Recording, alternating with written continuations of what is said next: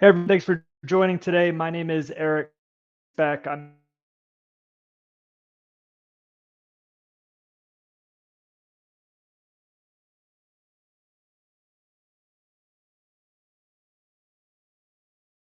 camera's doing something funky here. Hopefully, you guys can still see me. All right, I'm back. Last week, I did something called Chapter One, where I talked about an experience, an episode that I had the day that I took my licensing exam for the Board of Pharmacy, and how I had an encounter with law enforcement and surprisingly came out okay. We can look at it that way. Well, today I want to talk about another episode that happened after that. We're calling it Chapter Two, and I'm going to dive into that right after this.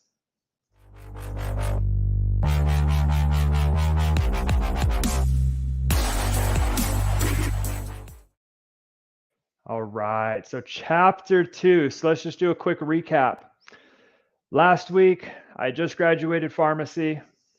That's what I'm talking. I didn't graduate pharmacy last week. Last week, I talked about the time when I was graduating pharmacy, and I took my licensing exam. During this time, I was working for a small independent pharmacy as an intern. And the plan was for once I got my pharmacist license, then I would work as a pharmacist for that same pharmacy. So it's a pretty sweet plan. We had it all, the arrangement all set up. So that is what happened. And it wasn't a 40 hours per week position. I think it was about 30 hours per week, just the way that it worked out. So I wanted to find additional work, and I found a per diem position at a post-acute rehab facility that I actually interned at as well. So going back, I was an intern at this pharmacy, took my board exam, got my license shortly after that, continued working at this independent pharmacy as a pharmacist, and now I'm finding additional work per diem at this post-acute facility. And if you also remember, during this time, I was struggling with a addiction to opiate medications, right? Talked about that in the last part of my last chapter. I talked about the other part of my story, and this was continuing, right? I got pulled over by police. I passed the field sobriety test. I got let go, but I continued using. And as I mentioned last week, I wanted to stop, but it's extremely difficult. I didn't know how. So I continued to divert medications from that pharmacy, take them. I was battling this. And so far, no trouble with the pharmacy, anything like that. For this new job, right? It's orientation day. It's very exciting. I show up to the new facility for the orientation, and it was a group of new hires. There was I remember it was me, the pharmacist, there was a pharmacy tech, and there were probably close to 10 people total in different positions. So I get there, everything's fine, everything's normal. I'm excited. As far as I can tell, nothing out of the ordinary. And we're going around the table. We're all introducing ourselves, and I did my introduction, explain what my background is, what my position's going to be, all that good stuff. And I remember as we were going around the table, they got to the pharmacy technician, a younger guy, and he said he'd be working with me. And when he said, he kind of made a joke, kind of laughed. I really didn't know what that was all for, what that was about. Didn't think much of it. And they ended up taking a break in the orientation day, and it didn't seem like a planned break. It was kind of like things were going, and they were like, time out, guys, let's take a break for a moment, and then we'll reconvene later. So during that break, they pulled me aside, and I forgot exactly what they said, but they're basically like, Eric, you need to go home. You're not working here anymore. And I had no idea I did anything wrong. I was asking questions. What did I do? Like, what happened? Why can't I work here? I don't understand. Can you explain to me? I was confused, and please help me understand what's going on. And they would not give me an answer. They were just like, Eric, you're not working here anymore. You need to go home and don't come back, kind of thing. And it was it was disheartening. It was sad. I was excited for that job, and I was like, man, this really sucks. But I'd say the biggest emotion I had at that time is I was confused. I'm like, what did I do wrong? Like, I'm literally just sitting there, and then all of a sudden we stop, take a break, and now you're sending me home saying I can't work here anymore. And I wouldn't even say it was like denial at this point. I think it's just a lack of awareness when somebody's struggling with addiction. They don't know how far off reality they really are, and they're doing things, saying things, they're have bizarre behaviors, and they don't realize it. And so there was something that I was doing during that orientation that raised a flag for them to stop everything, pull me aside, and send me home. So I never got an answer for what it was. I think back on it, and it could have been dozing off. Certainly, effects of opiates. I don't remember dozing off, but it could have been dozing off. My eyelids getting heavy. It could have been slurred speech. Any of those kind of things. I'll never know for sure.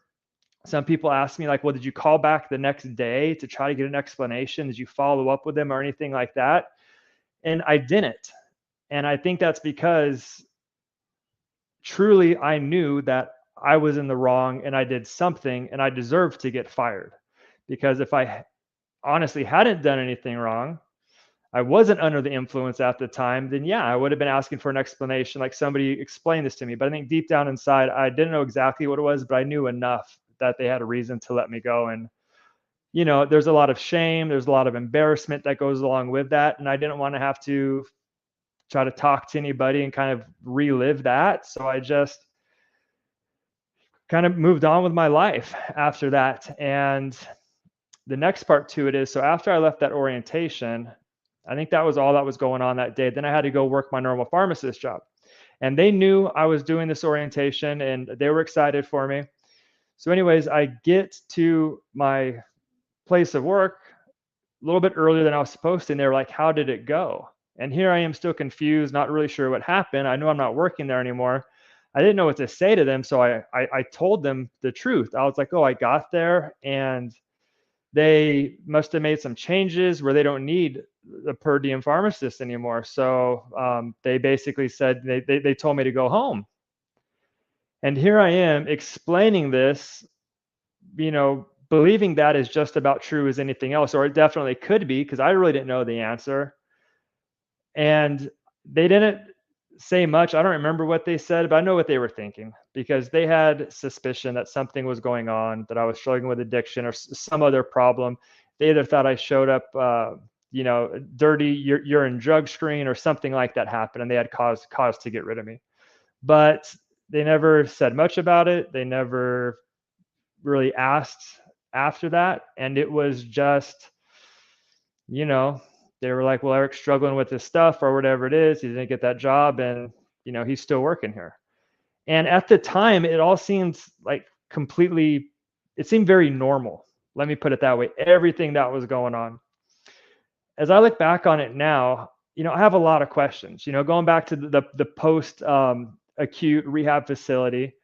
Like, I'm not saying they did anything wrong, but what I think would have been better is, well, where's your humanity in this? How about you like ask me about it first of all? Like, I don't think there was anything I did that was so suspicious that they knew that I was under the influence of something. There could have been other things going on. Maybe I had a dental procedure that morning and they gave me a benzodiazepine or something to help relax me.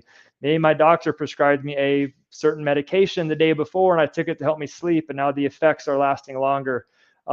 Lingering effects leading to something like this. Not that I did anything like illegal at all. And if that had been the case, they wouldn't even give me the opportunity to explain myself. They could have even gone as far as to say, hey, Eric, this is what we've noticed. We want to be able to get you help. Can you tell us what's going on?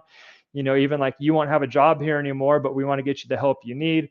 It was none of that. They basically just kicked me to the curb like I was a piece of trash and said, get out of here. And I get that too. I understand why employers do that, because they don't want to put themselves at liability by maybe saying they fired me for a certain reason and that's not true, and that whole thing, but I don't want to get into that.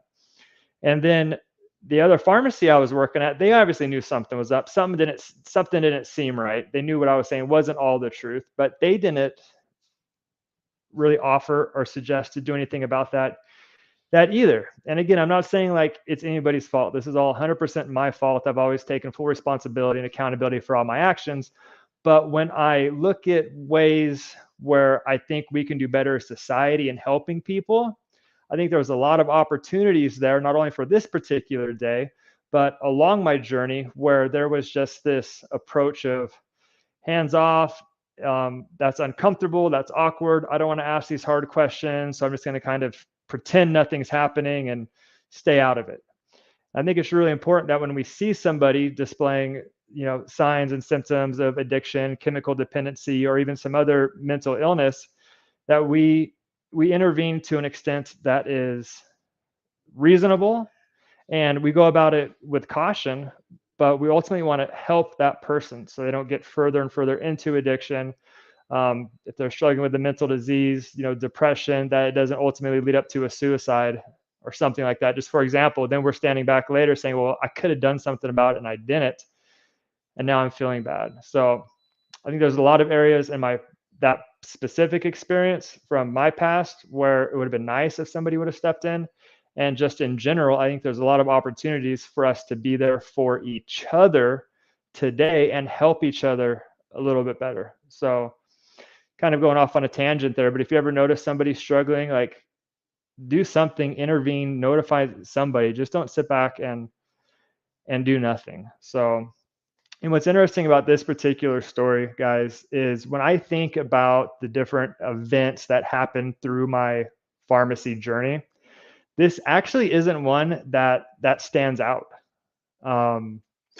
Maybe because there were no real consequences to it yet. It was not that significant of an event relatively compared to some of the other things that I went through. But when I, stop and really take the time and think about it, this is definitely a significant event that stands out to me. And it's something I want to share with all the viewers here, because if you find yourself in a situation like I was, or of somebody who's gone through something similar, right? It's not obvious that they're intoxicated, they're not arrested for DUI, they're not, going through withdrawal in front of you, anything like that, but there are some earlier signs and symptoms along the way, then I encourage you, if you're not that person, to help that person, or if you are that person, I encourage you to get professional help and don't take it lightly. Don't try to figure this out yourself like I did, because that, I was going to say rarely works, but that probably never works. But really take these as warning signs from the universe that, yes, you have a problem. This isn't, when things like this happen, it's not like, I wonder if I have a problem. If things like this are happening, it's like you definitely have a problem. And if you are even asking the question, do I have alcohol or drug problem? One of my old sponsors told me this. If you're even asking yourself that question, you do have a problem. Like normal people without problems, they don't ask those questions. So it's kind of a takeaway from today's video. If you are if things like this are happening to you, there's something seriously wrong. And from my experience and what I've seen happen to many others, they will only get worse and worse and worse. So this is an opportunity for you to get the help you need, and don't be in denial. Don't lie to yourself. Don't take it lightly.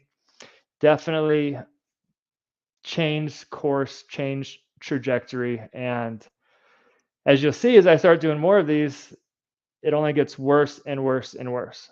And in my last video, I talked about the whisper, the feather, and the brick, kind of like signs from the universe.